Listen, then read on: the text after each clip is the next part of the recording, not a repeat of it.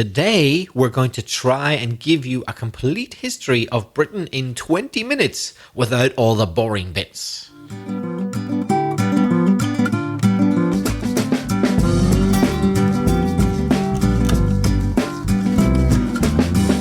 Hello and welcome to Aprender Inglés with Reza and Craig.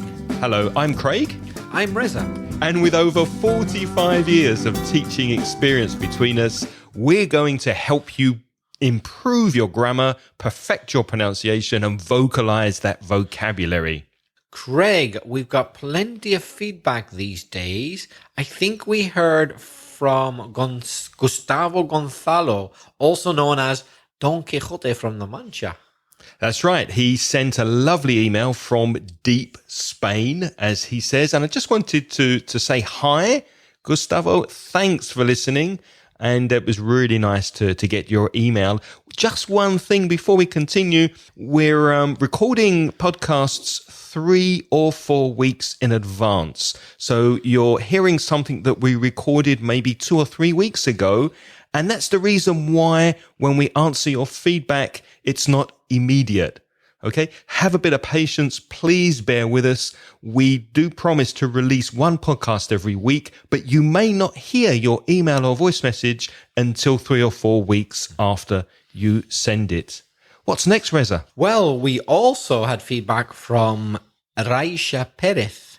She sent us an email. Raisha is from Valladolid, and she's going to Ireland this summer with her family. That's nice.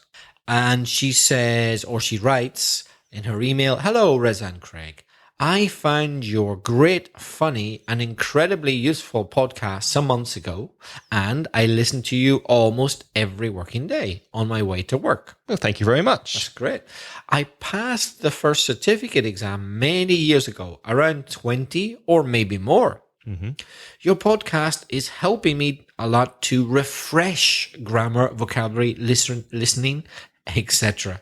I listen to Luke's podcast in order to hear different accents. Hi to Luke. We've mentioned Luke before. His podcast is great. Hey, Luke, if you're listening, how you doing? And she goes on, but your podcast is the most pedagogic. Oh, well, thank you very much. Sorry, Luke, if you're listening. Yeah. Keep trying, Luke. Come on, Luke. Must do better. You got to up your game, I'm afraid. You got to improve your podcast, mate. Yeah.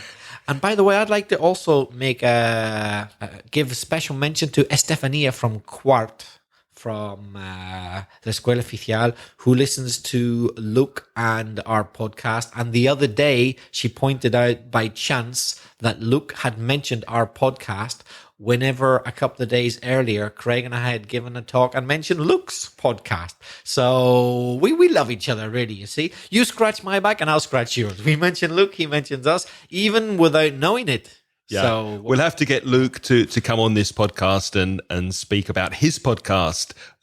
We'll try and do that very, very soon. But if you do enjoy listening to us, I'm sure you'll enjoy Luke. So go over to Luke's English podcast. Just search on iTunes and you'll find him.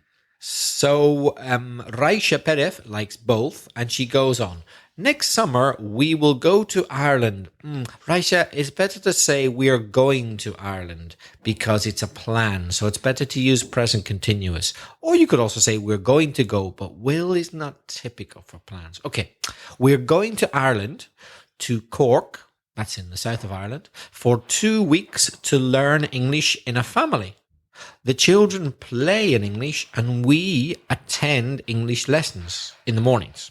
Reza, she writes, Reza, I'm afraid we couldn't visit your great country, the north of Ireland. We won't be able to. But could you give us some advice about Cork? What to visit, what dishes to eat, etc. Have you been to Cork?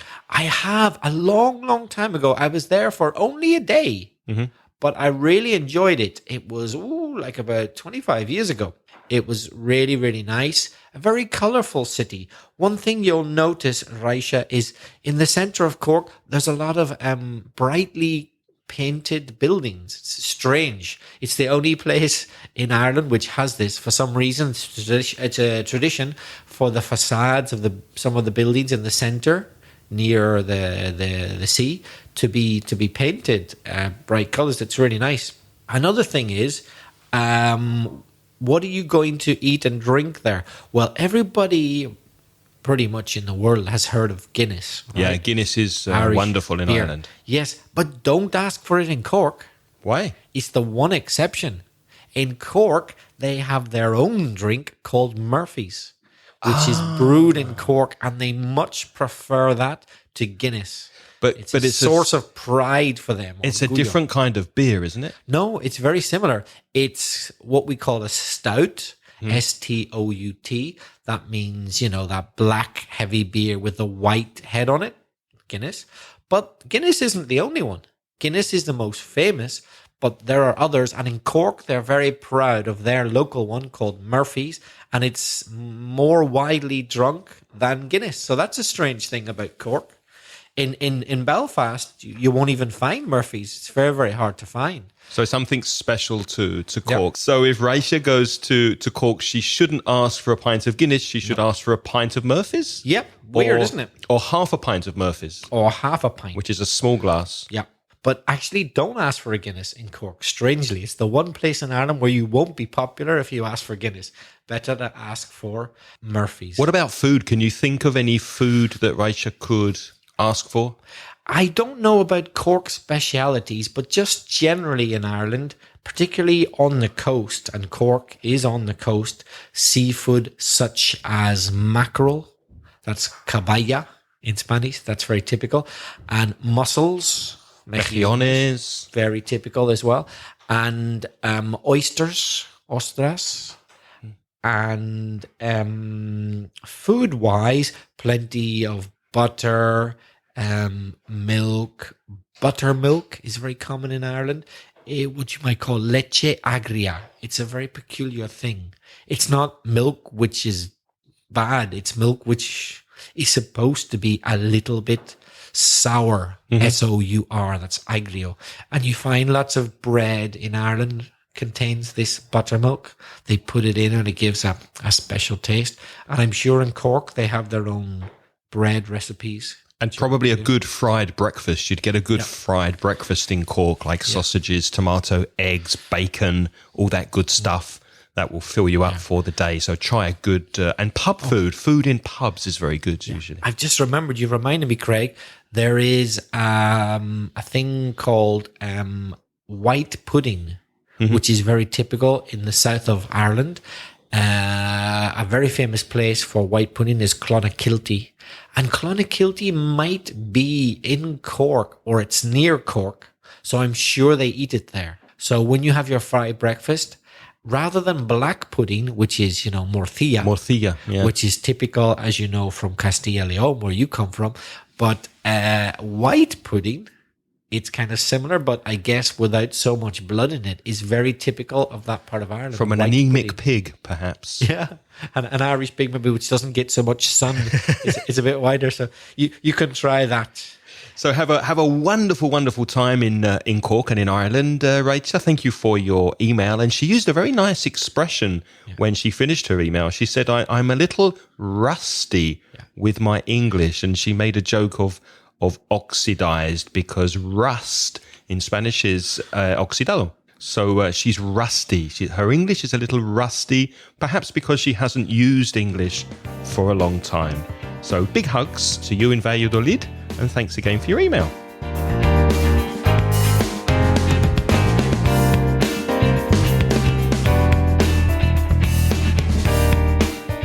We got another email, Craig, from Rafael Alba Garcia. Could you read it out, please? Yes, I'll try my best Spanish accent. Hola, Craig, estoy oyendo vuestro podcast y alguien, no recuerdo el nombre, ha dado un significado de carajo. Este carajo vuelve mucho, ¿eh? It comes back podcast after podcast. Y como yo ya opine al respecto y como no coincide con lo que yo os dije, te pongo lo que dice el diccionario de la Real Academia de la Lengua. Solo pongo la primera acepción, que coincide con lo que yo os dije. Malsón, miembro viril, es malsonante. Ya lo dejo, que no me gusta ponerme muy pesado. Saludos, Rafael. So I checked, and it appears that is true. That is a meaning. Any comments? What does he mean, Rafael? What do you mean exactly by miembro viril? I'm not sure. The male member. Yeah? Yeah. Oh, The male sexual organ, the meaning of carajo. But when you use it in slang, it kind of can mean a lot of different swear words, can't it? And then we had the meaning of the basket in a previous podcast, the basket at the top of a ship. So it can mean the male member. Wow. Yep. I didn't know that. Thanks very much, Rafael, for your clarification. And I wonder if we're going to get any more emails about carajo. Next, we have our final piece of feedback this week, a voice message from Francisco Espinola from Úbeda. Hi friends, I'm Francisco from Úbeda. I have a little suggestion for you. Have you ever thought about making an episode related to history? I mean British history, of course. For example, talking about the Roman period, the Celts, the Middle Ages, that kind of stuff. I think it could be very useful to learn more about British culture, to revise past tenses. I don't know. I love history and I think it could be nice. So that's all. See you in the next episode. A big hug. Bye. Thank you very much, Francisco. It's always nice to hear from you, and thank you for your idea for this week's podcast, a history of Britain, but we're going to try and do it in only 20 minutes. Reza, do you have any comments about Francisco's message? Yes. The first thing I'd like to say is that your pronunciation is extremely good, Francisco. Yeah, I agree. Really good. You also have a good use of intonation. That's varying the tone of your voice, going up and down, and making different melody to get your meaning across. You do that very well. The only thing I would point out is a typical Spanish mistake. In fact, Spanish speakers' mistake. The word Celts, C-E-L-T-S. It looks like that C should be pronounced S, doesn't it? It really looks like it, but it isn't. It's pronounced K.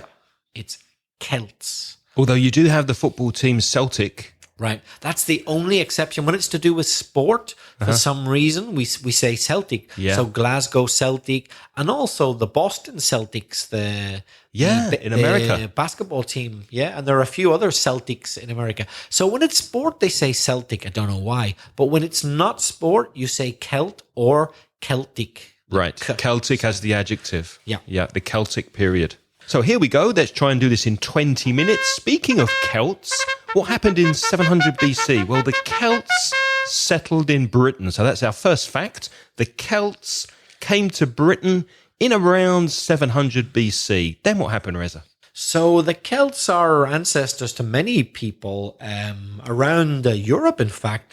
But since we're talking about Britain, we're talking about Scotland, Wales, and Ireland, but also England. People think of Scotland, Wales, Ireland more of the Celtic nations, but actually England has a very important connection to the Celts as well. By the way, so does Spain, so does Portugal, so does France, and several other countries. The Celts were all over Western Europe, actually. Yeah, and the Celtic culture is quite strong in the north of Spain, particularly.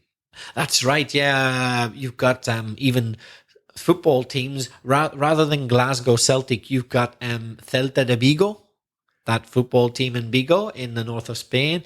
And there's a few other Celtas, I can't remember what, but they're the big ones. And Celtic music, very popular. And that type of thing, yeah. Any Gallego, any person from Galicia, from Spain I've ever met is always very proud of their Celtic connection. A very famous Celt is Boadicea. She was obviously a woman and fought against the Romans. Boadicea. That was quite common in the days of the Celts because they often had female leaders. So another point there, Boadicea fighting against the Romans. Yes, and she really did exist. Historians have discovered that she's definitely not a mythical character. For sure, she existed. She's not an invention. And I'm not an expert, but I do know that the Celts had surprisingly egalitarian rules and regulations in What does society, egalitarian mean? treating everyone as equal. And actually, women had a fairly good deal under the Celts compared to other tribes and other races of people at that time. The Celts were quite feminist. Actually, they gave a lot of rights to women, and if husbands were bad to their wives, society punished them, and they weren't. It wasn't permitted. They were quite good to women on the whole, considering they lived, many hundreds of years ago. So in 43 AD, that's 43 after Christ, the Romans occupied most of England and Wales. So a big Roman presence in England and Wales in those days. And they built a wall. And we've spoken about walls recently, if you're a regular listener to the podcast. The Mexican wall. Yeah. But they built a wall, the Romans built a wall along the Scottish border. It was called Hadrian's Wall, after the Roman Emperor Hadrian.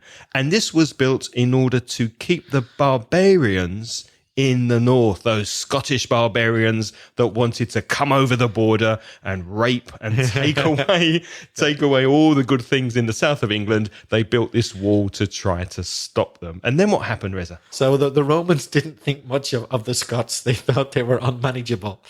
The Romans stayed in Britain for a long time. Obviously, they were in other places longer, like Spain and Portugal, but they were in Britain for a long time as well. People forget Roman connections with Britain. But by the 5th century, that's AD, after the death of Christ, Anno Domini, by the 5th century, they were losing control. And other people, other tribes like the Angles and the Saxons, they attacked Britain to try and take over control for themselves. So there was no fixed English race, let's say, at that point of time. There were tribes, there were races, Angles, Saxons, and others like Jutes and all sorts. So that was in the 5th century. Now, in the 9th century, the Vikings came. The Vikings came to Britain from Scandinavia. And what did the Vikings do? They attacked monasteries, they killed the monks, they killed the monks, and they stole gold and they stole silver. That's what the Vikings did. How long did they stay in Britain for, Reza? Well, most people reckon about 300 years, so a long time. So obviously they left their mark, dejar su marca, yeah? It's affected British culture. But they were finally defeated by the Saxon king, Alfred, who we often call Alfred the Great. The Great because he was the first truly great Saxon king who managed to unify a lot of Saxons and perhaps Angles as well. And therefore, we start to think of the term Anglo-Saxon, which is the unification of the Angles and the Saxons. And he was perhaps the first great king of the Anglo-Saxons. And then there's a date that every schoolboy or schoolgirl remembers. Maybe it's the only historical date that I do remember, 1066. 1066, the Norman invaders from France came over and defeated King Harold, the Anglo-Saxon king. Who defeated Harold? The Norman invaders from France under William the Conqueror. So William the Conqueror came over and defeated the Anglo-Saxons. And then he took control of the kingdom. And in doing so, because of the French influence, we got many French words and customs into the British culture, thanks to William the Conqueror. Yeah, this has happened all over the world. We think William the Conqueror, what a fundamental English king. Yeah, but he's actually French, as happens with so many kings and queens. William the Conqueror. Guillaume, he would have been Guillaume. Guillaume the Conqueror. We can be absolutely sure that he didn't speak a word of English. He wouldn't have spoken a single word of English. Well, it would have been impossible because, in fact, English didn't exist at that time, so he couldn't have spoken it because the language still hadn't been invented. There were Angles speaking their language, Saxons, the Roman influence, And then the French, William the Conqueror, they mixed it all together and started to come up with what would become English. To come up with means to have a new idea. So it kind of starts with the French invasion. Yeah, it evolved from there. And then during the Middle Ages, how do you say Middle Ages in Spanish? La Edad Media or medieval. Yeah, that's when England became one of the strongest nations in Europe during the Middle Ages. So England and Scotland, they are part of the same kingdom at the moment, the United Kingdom, but of course they weren't always. King Edward I was the first English king who conquered Scotland. Craig mentioned William the Conqueror. To conquer is conquistar. So he conquered Scotland, and so the Scottish came under English influence. And speaking of conquering, Edward III, 2 kings after Edward I, he conquered Wales and Ireland. So as you probably know, then you can talk about the United Kingdom, but you can divide it into its different parts. We've spoken about this before. Yeah. But England has always been the dominant country because it's bigger and they have a bigger population.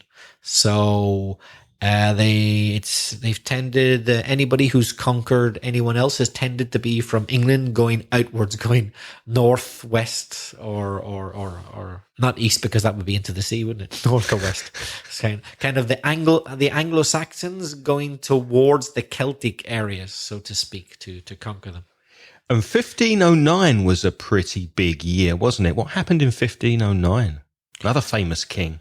Well, King Henry VIII is well known by many people, above all for his marital affairs. And his wives and His wives big and all fat that. guy with a beard. Yeah. You probably would recognize a picture of him if you saw him in a history book. But apart from having a very interesting love life, he brought in Protestant reform, and it was because of King Henry VIII that the Catholic Church, the Roman Catholic Church, lost its control over England.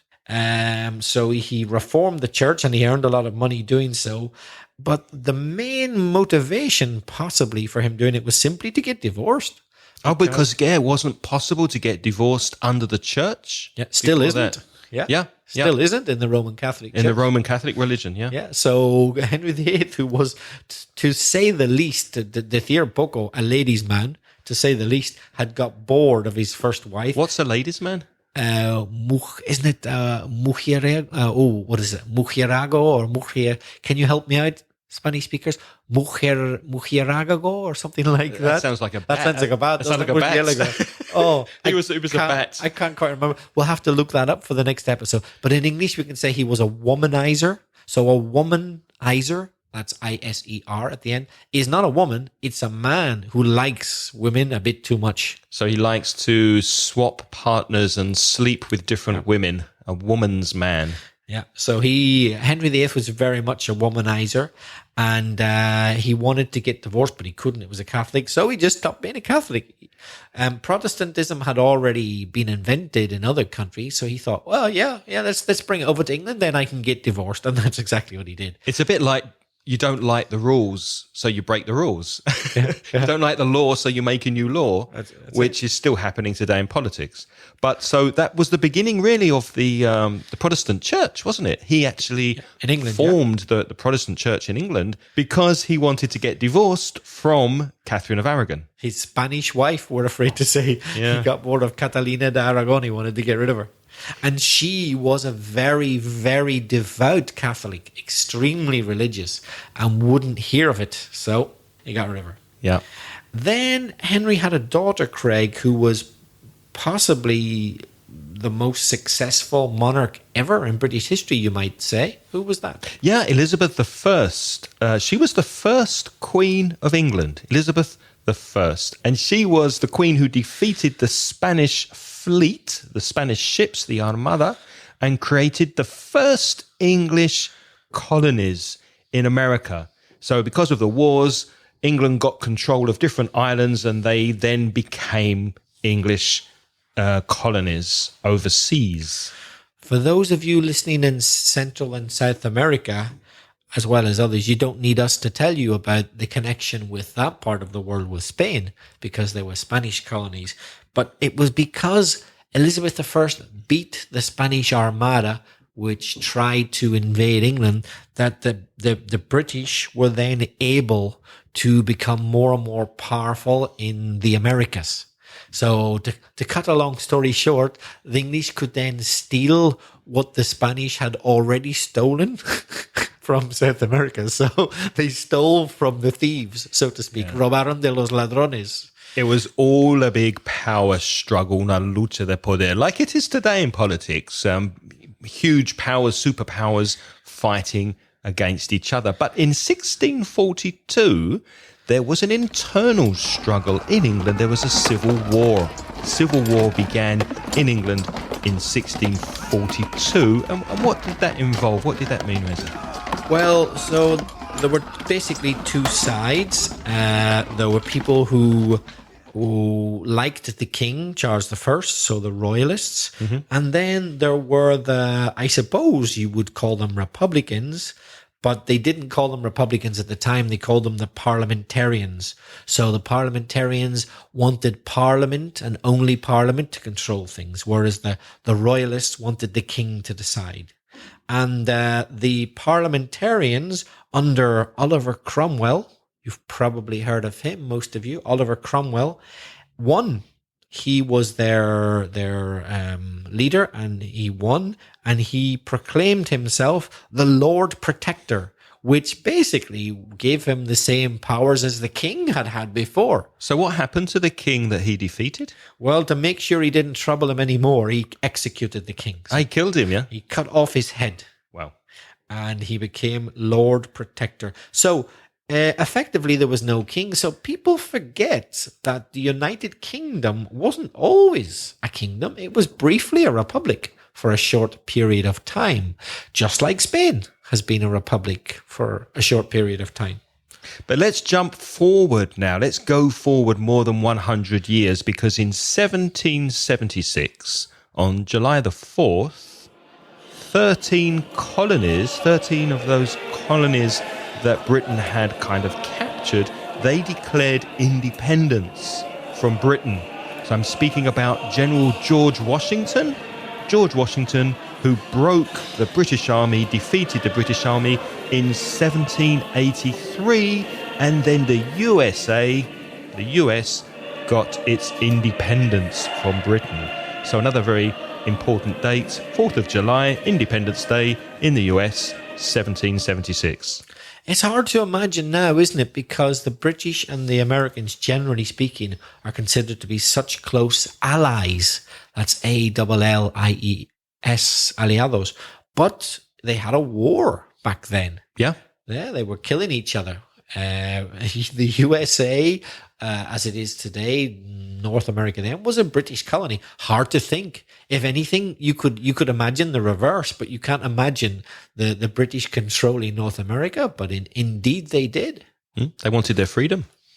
What's the next thing on our list of fun facts about history? Well, we've already mentioned a Frenchman. The French are often pop up. Pop up means make an appearance in British history. Surgir. They often pop up in British history. Not surprising, since they're next door. Son los vecinos. They're the neighbors, eh? You can take a short boat ride across the sea to get to France. So our next French character is none other than Napoleon Bonaparte, who, as you may well know, became the Emperor of France in 1805. You notice how we say dates, by the way. If there's a 0 after the first two digits, we say 1805. In 1805. And he very quickly declared war on Britain. But he didn't get his way, did he, Craig? No, because there was a huge battle again in 1815 between the British and the French. Guess who won? The British. The British beat the British beat the French at the Battle of Waterloo. If you've heard ABBA's song, you'll know what I'm talking about. The Battle of Waterloo, 1815, between the British and the French. And after various battles against them, including Badajoz and Salamanca, Spain. British forces led by the Duke of Wellington finally beat the French. So that makes up for the fight we had with the Armada. In that particular war, we were on the Spanish side. We were helping the Spanish get rid of the French. So, things haven't always been bad between Spain and Britain. So that's the French fighting with the English, helped by the Spanish. All countries have fought with other countries. Nobody's perfect. And as we've mentioned before, Britain and Ireland have always had a strange relationship. If you want to listen to episode 52 of Aprender Inglés con Reza y Craig, in that episode, we explained in detail about exactly politically what is the United Kingdom. Because all of Ireland, which is not the United Kingdom these days, it used to be part of the United Kingdom of Great Britain and Ireland until 1922. So in theory, Ireland was a sovereign part of the United Kingdom. But then they decided to break away and form a republic in 1922 in the south, but Northern Ireland remained in the United Kingdom. So this explains the historical love-hate relationship there's always been between Great Britain and Ireland. Their histories are very closely connected. You can't disconnect the histories. You can't have one without the other. So if you want to dig into that a little bit, to dig into something is cavar, to really go deep and find out more information. If you want to dig into that, go back and listen to episode 52, which you can find at inglespodcast.com/52.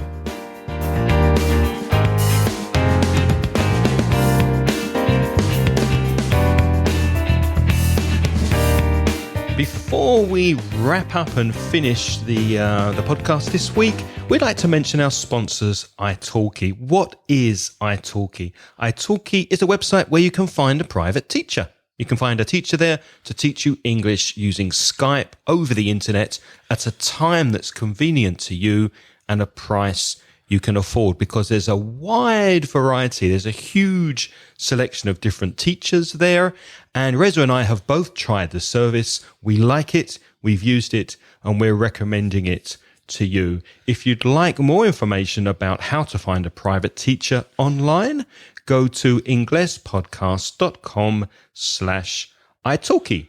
And if you register through that link, enlace, through the webpage, italki are offering 100 free credits, which is more or less a free lesson to people who sign up through this podcast. And we'd both like to say thank you, italki, for sponsoring us on Aprender Inglés con Reza y Craig.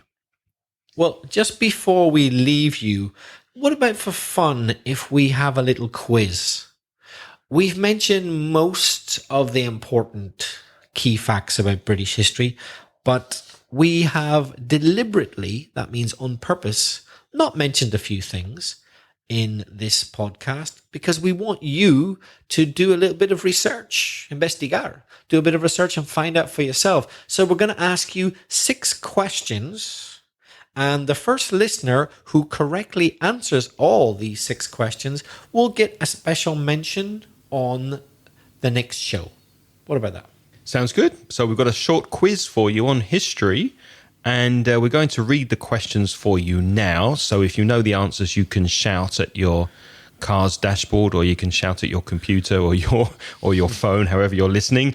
And the questions will also be in the show notes to this episode on our webpage at inglespodcast.com/153. You can read the questions there. So, number 1, name the UK's first ever female Prime Minister.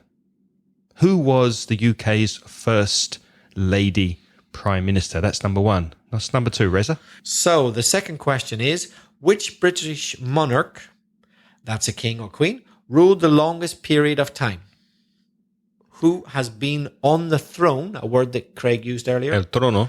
The longest. Number 3, which British king was given the nickname is Podo, isn't it? Apodo. Apodo. Nickname is apodo. Which British king was given the nickname of the Mad King? El Loco. Which British king is known as the Mad King? That's question number 3. The fourth question relates to something we mentioned earlier, but we didn't say these words. Who were the Roundheads and Cavaliers? The Roundheads and Cavaliers. Can you tell us who they were?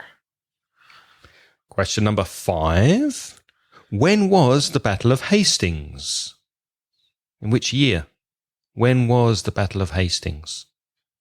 And the last question, number 6, is which famous British sailor defeated the Spanish Armada? Sorry about that, amigos. I'll repeat that. Which famous British sailor, well, famous for us, maybe not for you, which famous British sailor defeated the so-called unbeatable Spanish Armada? Those are the 6 questions. You can send your answers by voice message at speakpipe.com/Ingles podcast. And of course, you can send us an email with your answers to me, Craig, at inglespodcast.com.